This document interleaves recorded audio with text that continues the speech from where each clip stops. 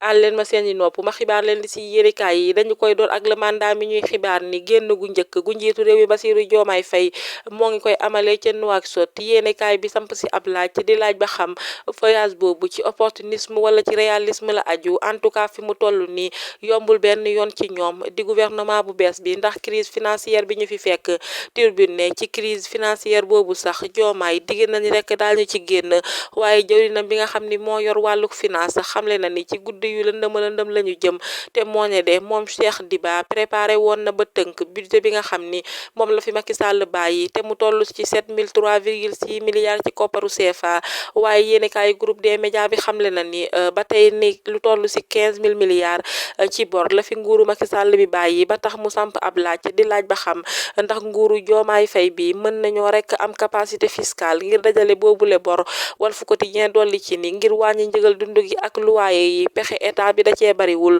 ba tax yéenekaay bi ne fi mu toll nii fiscalité ak subvention mënul ñàkk ngir ñu wàññi dund gi ak luwaaye bi l'observateur di ko ca feelu ndax yéenekaay bi nee na xeex njëgal dund gu cher gi ak tension bi nga xam ni moo am ca trésorerie koppar ga nga xam ni moom lañu ci war a def mooy sacrifice bi jamono ji ci état bi ndax bu ñu wàññee dund gi ak dépense fiscale yi nga xam ni mënuñoo ñàkk wala nag amuñu njëriñ mën naa am rek li nga xam ni moo di njeexital bu taratar ci finance publique yi waaye Daouda Ngom di jëwriñ bi nga xam ni moom la ñu dénk environnement ci le quotidien xamle na ni mënees nañoo développé sans nag ay yàq-yàq am mu xamle ni coowal 94 milliards yi dañu ko war a leeral ak fond covid 19 bi ba tey nee na rek bokkul dara ak ki nga xam ni moo di Ousmane Sonko moom Ousmane Sonko mi nga xam ni mooy njiital jëwrin yi soosu nee nañu rek ñoo ngi koy xaar ca building administratif yéenekaay bi ne ci déplacement boobu njiital gouvernement bi da cee bëgg a xool ba xam kër googule nga xam ni xayma nañu ko ci ay milliards mën nañu fa amal yenn ci ay banqaasu état bi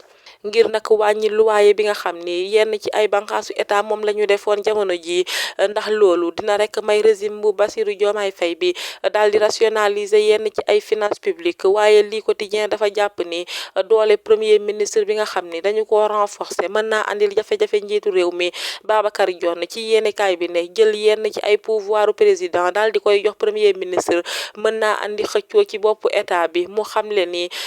ki nga xam ni moo di Bassirou Diomaye Faye comme nag daa woon ginnaaw responsabilité yi mu amoon ci parti politique bi mu nekkoon Ousmane Sonko mooy doxal lu ñeel wàllu politique ba tey xamle na ni tànk Ousmane Sonko moo ngi nangu leadership bu Bassirou Diomaye Faye xëccoo du ma sa am ci seen diggante ñoom ñaar ci coowal leadership boobu sax moom moo am fi nga xam ni moo di ca Benno Bokk Yaakaar Sud Quotidien moom ko xamal ma xamal leen ko yéenekaay bi ne opposition bi jamono ji am nañu ay défis yu ñu wala relever te défis yooyu nag bokk na ci daal di nag régler coowal leadership bi nga xam ni moo am ca Benno Bokk Yaakaar ngir ñu tànn kenn koo xam ni moo leen di jiite waaye itam waa Yewwi Askan Wi war nañoo booloo waat boole seen ay programme ndax fi mu nekk nii coalition Diomaye président seen yoon daa leer nañ kenn ku leen di feqatal nekku fi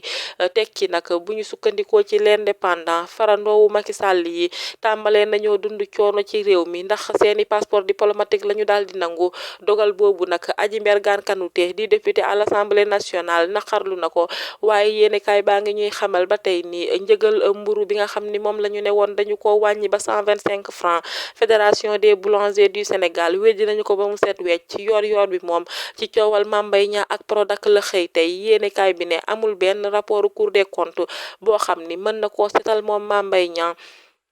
Mamour Diallo mi nga xam ni moo jiite LONASE l'évidence nee na jamono ji moom it fa nga xam ni moom ñoom la jiite bëggatuñu ko dañoo bëgg mu dem abal leen ndax yoreen gu bon gi nga xam ni nee nañu moom la yoree kër ga waaye itam ay recrutement yoo xam ni tegu ko fenn la fa nekkee ñu jeexal ak